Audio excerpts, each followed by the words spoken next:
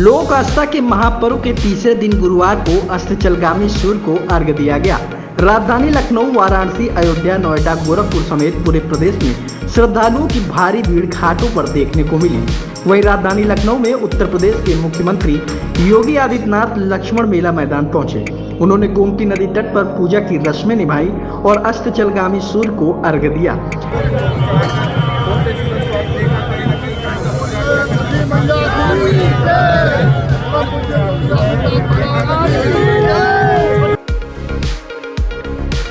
इसके बाद सीएम योगी भोजपुरी समाज के कार्यक्रम में पहुंचे, जहां उन्होंने पूरे प्रदेशवासियों को छठ पर्व की भोजपुरी में शुभकामनाएं दी।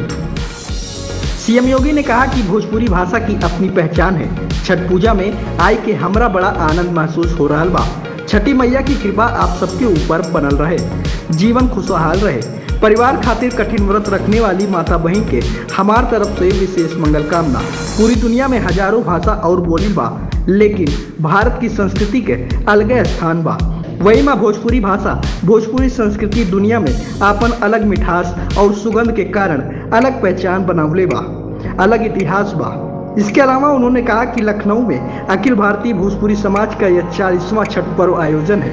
1984 से लक्ष्मण मेला मैदान में यह आयोजन होता आ रहा है। अब तो यह न केवल भोजपुरी समाज का बल्कि अखिल भारतीय समाज का यह उत्सव बन गया है। इसके अलावा सीएम योगी ने क्या कुछ कहा, आप भी सुनिए।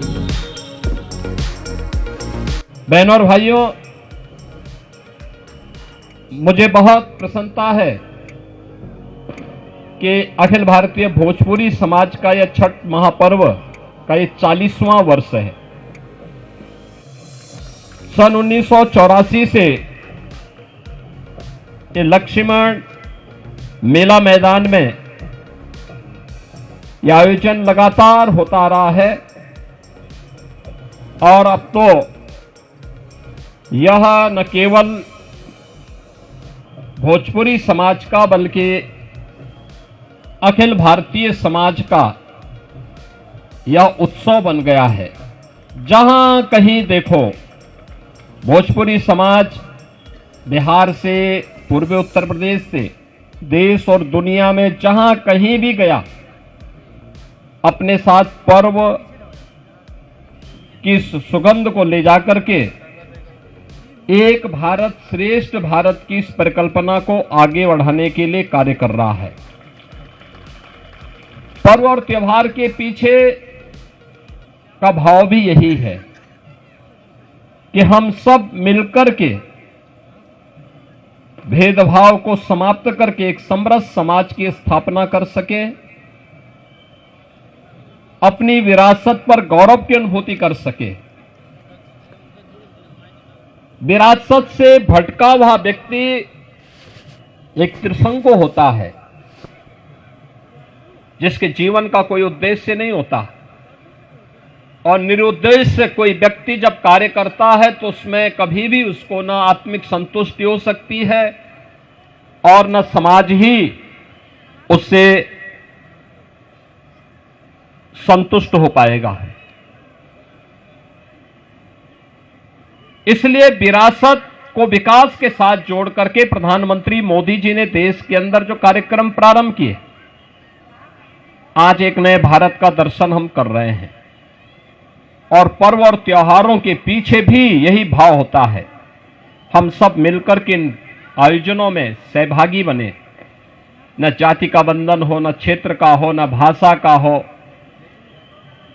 किसी भी प्रकार के बंधन से मुक्त होकर के एक समरस समाज की स्थापना के लिए हम सब मिलकर के कार्य कर सके, इस भाव के साथ एक कार्यक्रम आयोजित होते हैं। और छठ आयोजन ने भी पूरे देश के अंदर उसी भक्ति भावना के साथ लोगों के मन में एक स्थान बनाया है।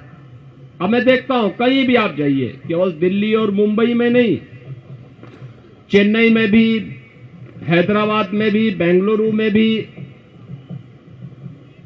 और देश के अंदर ही नहीं दुनिया के अंदर भी लोगों ने इस आयोजन के साथ जुड़ करके लगातार इस आयोजन को एक नई ऊंचाई देने और इसके साथ लोग जुड़ रहे हैं।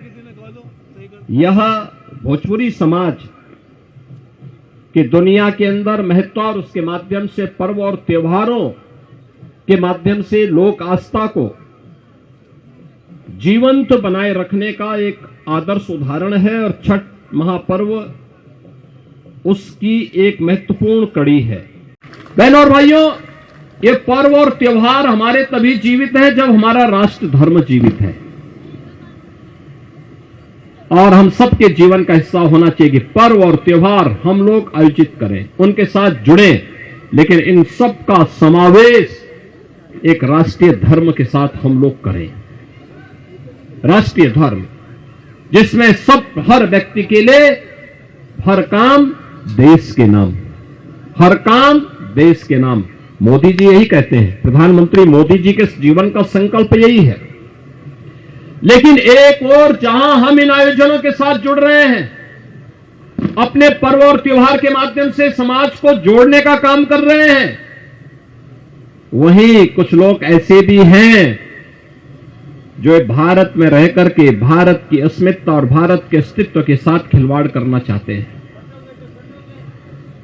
और जो लोग इस प्रकार का कृत्य कर रहे हैं, उन्हें किसी भी भारतवासी को बर्दाश्त नहीं करना चाहिए। याद रखना, 140 करोड़ भारतवासी जब एकजुट होकर के एक स्वर से बोलते हैं तो पूरी दुनिया आपकी बात को सुनती है। जब हम जाति, मत और मजहब के आधार पर बटे होते हैं तो दुनिया भी आपको नजरअंदाज करती है।